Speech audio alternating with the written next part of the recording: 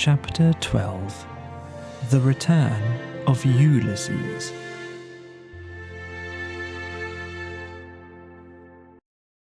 When it began to grow dark, the rat, with an air of excitement and mystery, summoned them back into the parlour, stood each one of them up alongside of his little heap, and proceeded to dress them up for the coming expedition.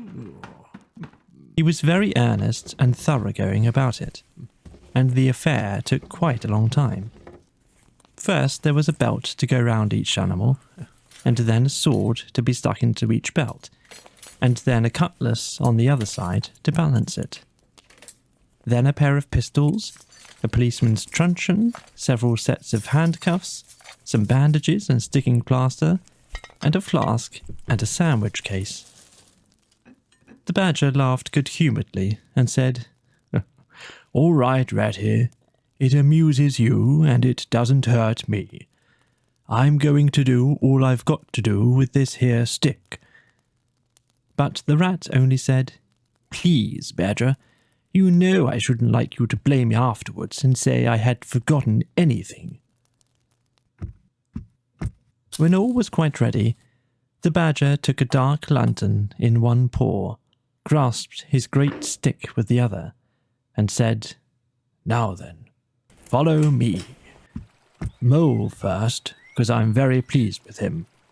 Rat next, Toad last.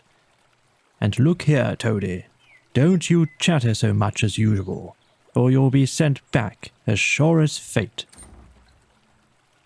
The Toad was so anxious not to be left out that he took up the inferior position assigned to him without a murmur, and the animals set off.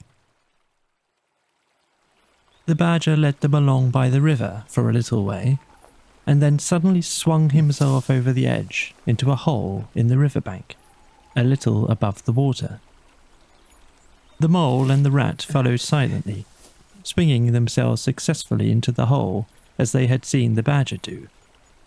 But when it came to Toad's turn, of course he managed to slip and fall into the water with a loud splash and a squeal of alarm.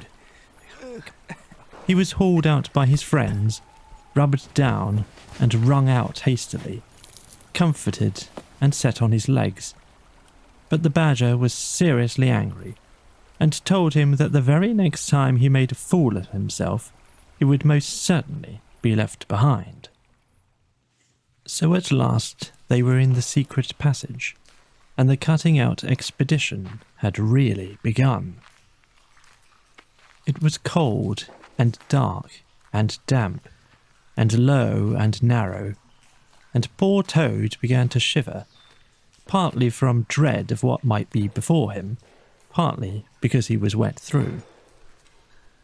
The lantern was far ahead, and he could not help lagging behind a little in the darkness. Then he heard the rat call out warningly, "Come on, Toad!" And a terror seized him of being left behind, alone in the darkness, and he came on with such a rush that he upset the rat into the mole, and the mole into the badger, and for a moment all was confusion. The badger thought they were being attacked from behind, and, as there was no room to use a stick or cutlass, drew a pistol. When he found out what had really happened, he was very angry indeed, and said, "Now this time that tiresome Toad shall be left behind."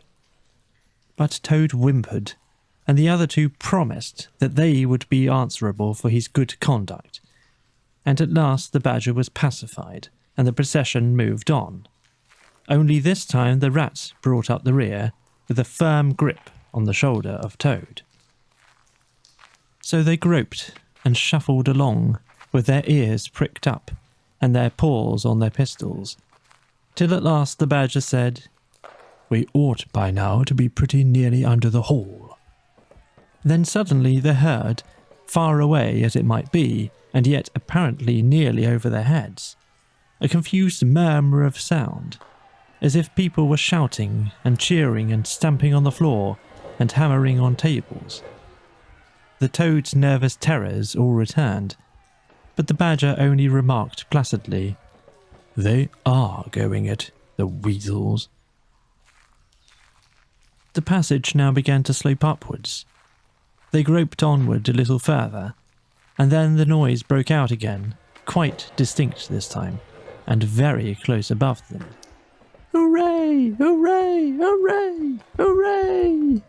And the stamping of little feet on the floor, and the clinking of glasses, and little fists pounded on the table. "What a time they're having," said the badger. "Come on." They hurried along the passage till it came to a full stop, and they found themselves standing under the trap door that led up into the butler's pantry.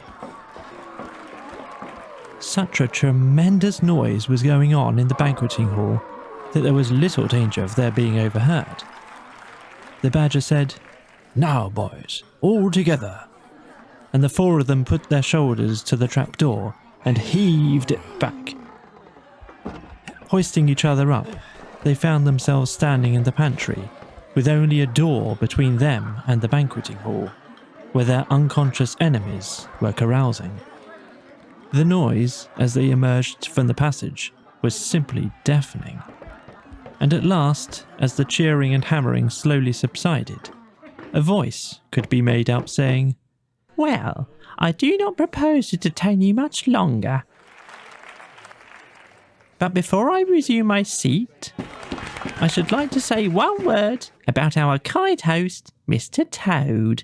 We all know Toad. Good Toad, modest Toad, honest Toad." "Only just let me get at him," muttered Toad, grinding his teeth. "Hold hard a minute," said the badger, restraining him with difficulty. "Get ready, all of you." "Let me sing you a little song," went on the voice, "which I have composed on the subject of Toad."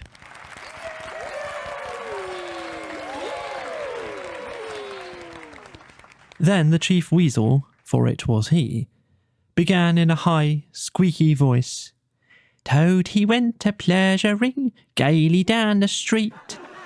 The badger drew himself up, took a firm grip of his stick with both paws, glanced round at his comrades, and cried, "The hour is come! Follow me!" and flung the door open wide. My, what a squealing and a squeaking and a screeching filled the air. Well might the terrified weasels dive under the tables and spring madly up at the windows. Well might the ferrets rush wildly for the fireplace and get hopelessly jammed in the chimney. Well might tables and chairs be upset, and glass and china be sent crashing on the floor in the panic of that terrible moment when the four heroes strode wrathfully into the room. The mighty badger, his whiskers bristling, his great cudgel whistling through the air. Mole, black and grim, brandishing his stick and shouting his awful war cry, "A mole! A mole!" Rat, desperate and determined, his belt bulging with weapons of every age and every variety. Toad, frenzied with excitement and injured pride, swollen to twice his ordinary size, leaping into the air and emitting toad whoops that chilled them to the marrow. "Toad he went a-pleasuring," he yelled. "I'll pleasure 'em." And he went straight for the chief weasel. They were but four in all, but to the panic-stricken weasels, the hall seemed full of monstrous animals, grey, black, brown and yellow, whooping and flourishing enormous cudgels, and they broke and fled with squeals of terror and dismay, this way and that, through the windows, up the chimney, anywhere to get out of reach of those terrible sticks. The affair was soon over. Up and down the whole length of the hall strode the four friends, whacking with their sticks at every head that showed itself, and in 5 minutes the room was cleared. Through the broken windows, the shrieks of terrified weasels escaping across the lawn were borne faintly to their ears. On the floor lay prostrate some dozen or so of the enemy, on whom the mole was busily engaged in fitting handcuffs. The badger, resting from his labours, leant on his stick and wiped his honest brow. "Mole," he said, "you're the best of fellows. Just cut along outside and look after those stoat sentries of yours, and see what they're doing. I've an idea that, thanks to you, we shan't have much trouble from them tonight." Right. The mole vanished promptly through a window, and the badger bade the other two set a table on its legs again, pick up knives and forks and plates and glasses from the debris on the floor, and see if they could find materials for a supper. "I want some grub, I do," he said, in that rather common way he had of speaking. "Stir your stumps, Toad, and look lively. We've got your house back for you, and you don't offer us so much as a sandwich." Toad felt rather hurt that the badger didn't say pleasant things to him as he had to the mole, and tell him what a fine fellow he was, and how splendidly he had fought, for he was rather particularly pleased with himself and the way he had gone for the chief weasel, and sent him flying across the table with one blow of his stick. But he bustled about, and so did the rat, and soon they found some guava jelly in a glass dish, and a cold chicken and tongue that had hardly been touched, some trifle, and quite a lot of lobster salad. And in the pantry they came upon a basket full of French rolls, and any quantity of cheese, butter, and celery. They were just about to sit down when the mole clambered in through the window, chuckling, with an armful of rifles. "It's all over," he reported. "From what I can make out, as soon as the stoats, who were very nervous and jumpy already, heard the shrieks and the yells and the uproar inside the hall, some of them threw down their rifles and fled. The others stood fast for a bit, but when the weasels came rushing out upon them, they thought they were betrayed, and the stoats grappled with the weasels, and the weasels fought to get away, and they wrestled and wriggled and punched each other, and rolled over and over, till most of them rolled into the river. They've all disappeared by now, one way or another, and I've got their rifles, so that's all right." "Excellent and deserving animal," said the badger, his mouth full of chicken and trifle. "Now, there's just one more thing I want you to do, Mole, before you sit down to your supper along of us. And I wouldn't trouble you, only I know I can trust you to see a thing done, and I wish I could say the same of everyone I know. I'd send Rat if he wasn't a poet. I want you to take those fellows on the floor there upstairs with you, and have some bedrooms cleaned out and tidied and made really comfortable. See that they sweep under the beds, and put clean sheets and pillowcases on, and turn down one corner of the bedclothes, just as you know it ought to be done, and have a can of hot water, and clean towels, and fresh cakes of soap put in each room. And then you can give them a licking apiece if it's any satisfaction to you, and put them out by the back door, and we shan't see any more of them, I fancy. And then come along and have some of this cold tongue. It's first rate. I'm very pleased with you, Mole." The good-natured mole picked up a stick, formed his prisoners up in a line on the floor, gave them the order, "Quick march," and led his squad off to the upper floor. After a time he appeared again, smiling, and said that every room was ready and as clean as a new pin. "And I didn't have to lick 'em either," he added. "I thought, on the whole, they had had licking enough for one night, and the weasels, when I put the point to them, quite agreed with me, and said they wouldn't think of troubling me. They were very penitent, and said they were extremely sorry for what they had done, but it was all the fault of the chief weasel and the stoats. and if ever they could do anything for us at any time to make up, we had only got to mention it. So I gave them a roll apiece, and let them out at the back, and off they ran as hard as they could. Then the mole pulled his chair up to the table, and pitched into the cold tongue, and Toad, like the gentleman he was, put all his jealousy from him, and said heartily, "Thank you kindly, dear mole, for all your pains and trouble tonight, and especially for your cleverness this morning." The Badger was pleased at that, and said, "There spoke my brave Toad." So they finished their supper in great joy and contentment, and presently retired to rest between clean sheets, safe in Toad's ancestral home, won back by matchless valour, consummate strategy, and a proper handling of sticks. The following morning, Toad, who had overslept himself as usual, came down to breakfast disgracefully late, and found on the table a certain quantity of eggshells, some fragments of cold and leathery toast, a coffee pot 3/4 empty, and really very little else, which did not tend to improve his temper, considering that, after all, it was his own house. Through the French windows of the breakfast room, he could see the mole and the water rat sitting in wicker chairs out on the lawn, evidently telling each other stories, roaring with laughter, and kicking their short legs up in the air.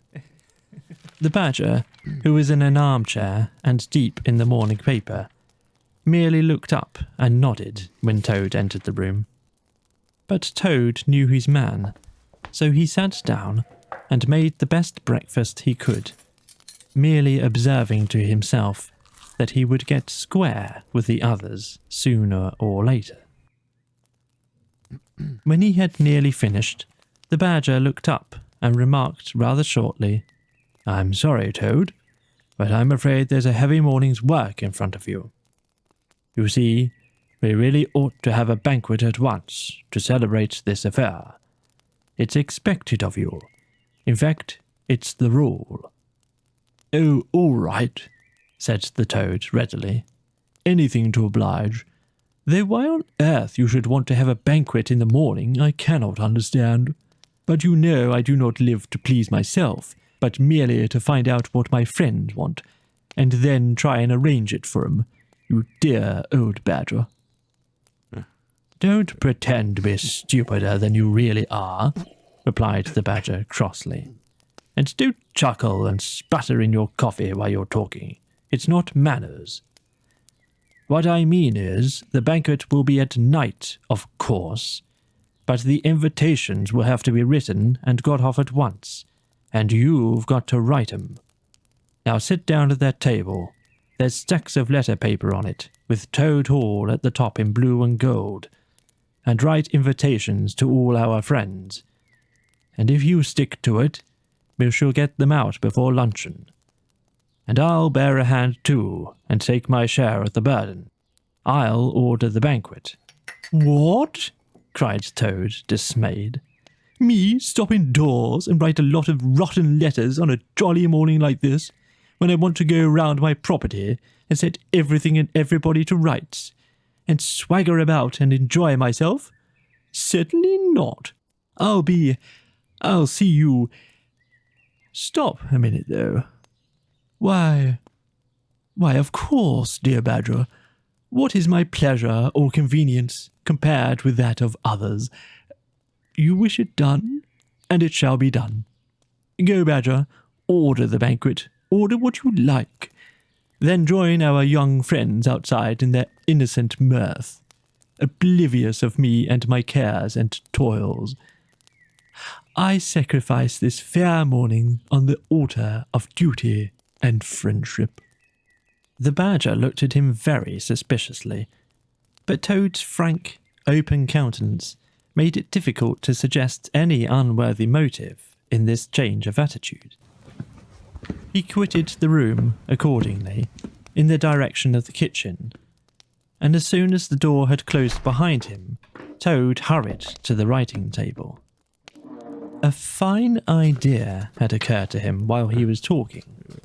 He would write the invitations, and he would take care to mention the leading part he had taken in the fight, and how he had laid the chief weasel flat, and he would hint at his adventures, and what a career of triumph he had to tell about.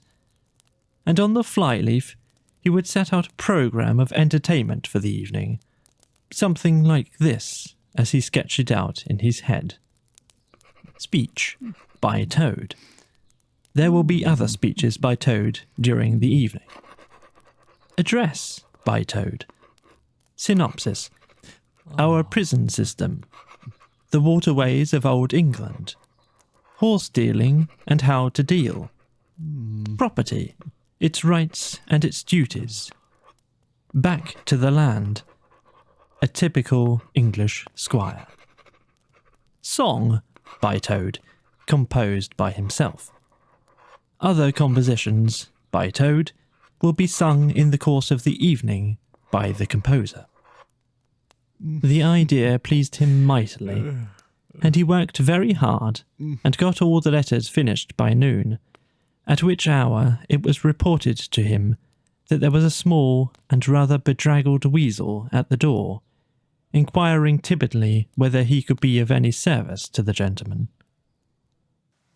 Toad swaggered out, and found it was one of the prisoners of the previous evening, very respectful and anxious to please.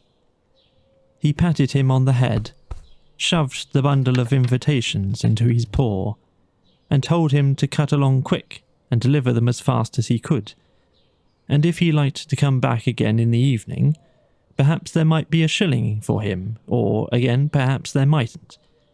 And the poor weasel seemed really quite grateful, and hurried off eagerly to do his mission. When the other animals came back to luncheon, very boisterous and breezy after a morning on the river, the mole, whose conscience had been pricking him, looked doubtfully at Toad, expecting to find him sulky or depressed. Instead, he was so uppish and inflated that the mole began to suspect something, while the rat and the badger exchanged significant glances. As soon as the meal was over, Toad thrust his paws deep into his trouser pockets, remarked casually, "Well, look after yourselves, you fellows. Ask for anything you want." And he was swaggering off in the direction of the garden, where he wanted to think out an idea or two for his coming speeches, when the rat caught him by the arm. Toad rather suspected what he was after, and he did his best to get away. But when the badger took him firmly by the other arm, he began to see the game was up. The two animals conducted him between them into the small smoking room that opened out of the entrance hall, shut the door, and put him into a chair. Then they both stood in front of him, while Toad sat silent and regarded them with much suspicion and ill humour. "Now look here, Toad," said the rat. "It's about this banquet, and very sorry I am to have to speak to you like this, but we want you to understand clearly, once and for all, that there are going to be no speeches and no songs. Try and grasp the fact that on this occasion we're not arguing with you, we're just telling you." Toad saw that he was trapped. They understood him. They saw through him. They had got ahead of him. His pleasant dream was shattered. "Mayn't I sing them just one little song?" he pleaded piteously. "No, not one little song," replied the rat firmly, though his heart bled as he noticed the trembling lip of the poor disappointed Toad. It's no good, Toady. You know well that your songs are all conceit and boasting and vanity, and your speeches are all self-praise and gross exaggeration and gas," put in the badger in his common way. "It's for your own good, Toady," went on the rat. You know you must turn over a new leaf sooner or later, and now seems a splendid time to begin, a sort of turning point in your career. Please don't think that saying all this doesn't hurt me more than it hurts you." Toad remained a long while, plunged in thought. At last he raised his head, and the traces of strong emotion were visible on his features. "You have conquered, my friends," he said in broken accents. "It was, to be sure, but a small thing that I asked, merely to leave to blossom and expand for yet one more evening, to let myself go and hear the tumultuous applause that always seemed to me somehow to bring out my best qualities. However, you are right, I know, and I am wrong. Henceforth I will be a very different Toad. My friends, you shall never have occasion to blush for me again. But oh dear, this is a hard world." And, pressing his handkerchief to his face, he left the room with faltering footsteps. "Badger," said the rat, "I feel like a brute. I wonder what you feel like." "Oh, I know, said the badger gloomily. "But the thing had to be done. This good fellow has got to live here, and hold his own, and be respected. Would you have him a common laughing-stock, mocked and jeered at by stoats and weasels?" "Of course not," said the rat. "And, talking of weasels, it's lucky we came upon that little weasel just as he was setting out with Toad's invitations. I suspected something from what you told me, and had a look at one or two. They were simply disgraceful. I confiscated the lot, and the good mole is now sitting in the blue boudoir, filling up plain, simple invitation cards." At last, the hour for the banquet began to draw near, and Toad, who on leaving the others had retired to his bedroom, was still sitting there, melancholy and thoughtful. His brow resting on his paw, he pondered long and deeply. Gradually, his countenance cleared, and he began to smile long, slow smiles. Then he took to giggling in a shy, self-conscious manner. At last he got up, locked the door, drew the curtains across the windows, collected all the chairs in the room, and arranged them in a semicircle, and took up his position in front of them, swelling visibly. Then he bowed, coughed twice, and, letting himself go, with uplifted voice he sang, to the enraptured audience that his imagination so clearly saw. "The Toad came home. There was panic in the parlours and howling in the halls. There was crying in the cowsheds and shrieking in the stalls. When the Toad came home. When the Toad came home, there was smashing in of window and crashing in of door. There was chevying of weasels that fainted on the floor. When the Toad came home.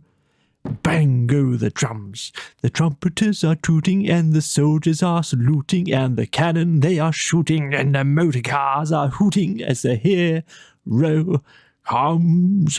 Shout hooray, and let each one of the crowd try and shout it very loud, in honour of an animal of whom you're justly proud, for it's Toad's great day." He sang this very loud, with great unction and expression, and when he had done, he sang it all over again. Then he heaved a deep sigh, a long, long, long sigh.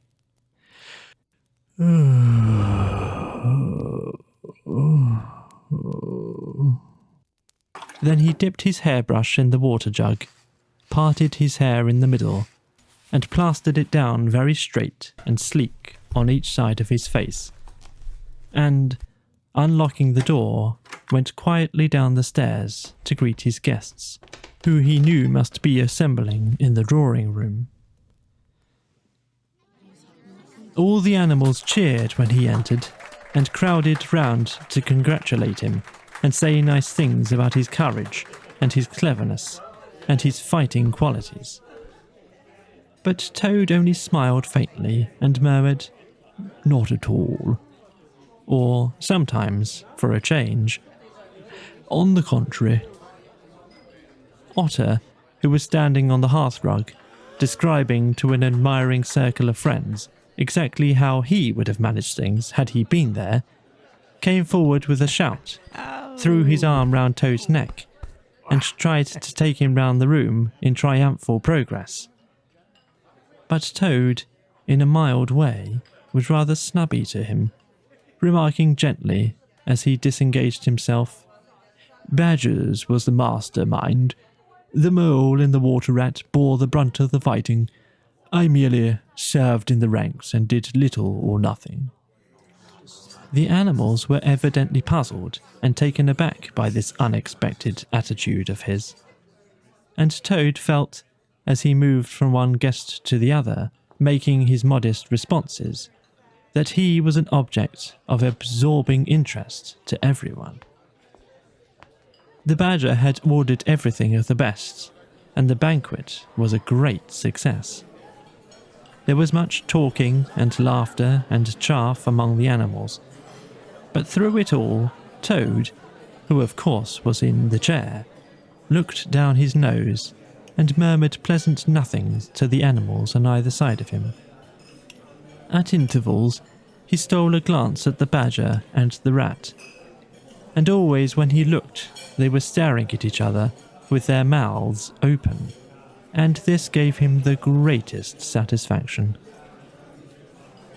Some of the younger and livelier animals, as the evening wore on, got whispering to each other that things were not so amusing as they used to be in the good old days, and there were some knockings on the table and cries of, "Toad! Speech! Speech from Toad! Song! Mr. Toad's song!" But Toad only shook his head gently, raised one paw in mild protest, and, by pressing delicacies on his guests, by topical small talk, and by earnest inquiries after members of their families not yet old enough to appear at social functions, managed to convey to them that this dinner was being run on strictly conventional lines. He was indeed an altered Toad. After this climax, the four animals continued to lead their lives, so rudely broken in upon by civil war, in great joy and contentment, undisturbed by further risings or invasions. Toad, after due consultation with his friends, selected a handsome gold chain and locket set with pearls, which he distributed to the jailer's daughter, with a letter that even the Badger admitted to be modest, grateful, and appreciative. And the engine driver, in his turn, was properly thanked and compensated for all his pains and trouble.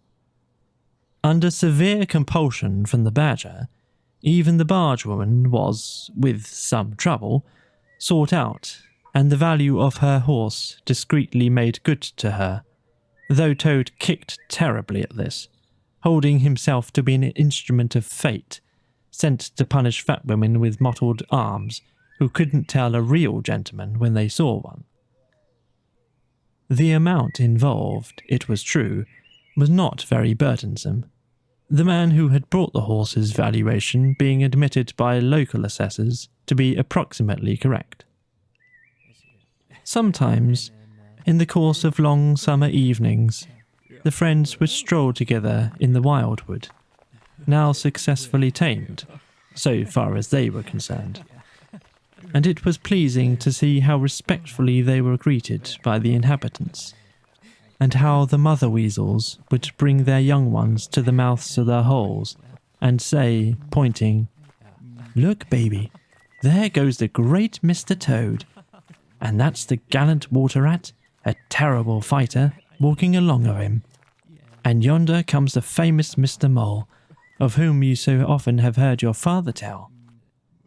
But when their infants were fractious and quite beyond control, they would quiet them down by telling how, if they didn't hush them and not fret them, the terrible grey badger would up and get them.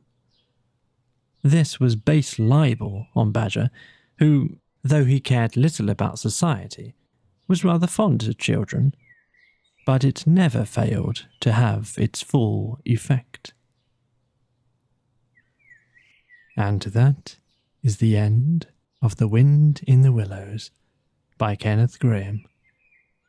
If you'd like to support the channel, please give the video a like and make sure you're subscribed so as not to miss other audiobooks. We also have a Ko-fi, the link to which is in the video description.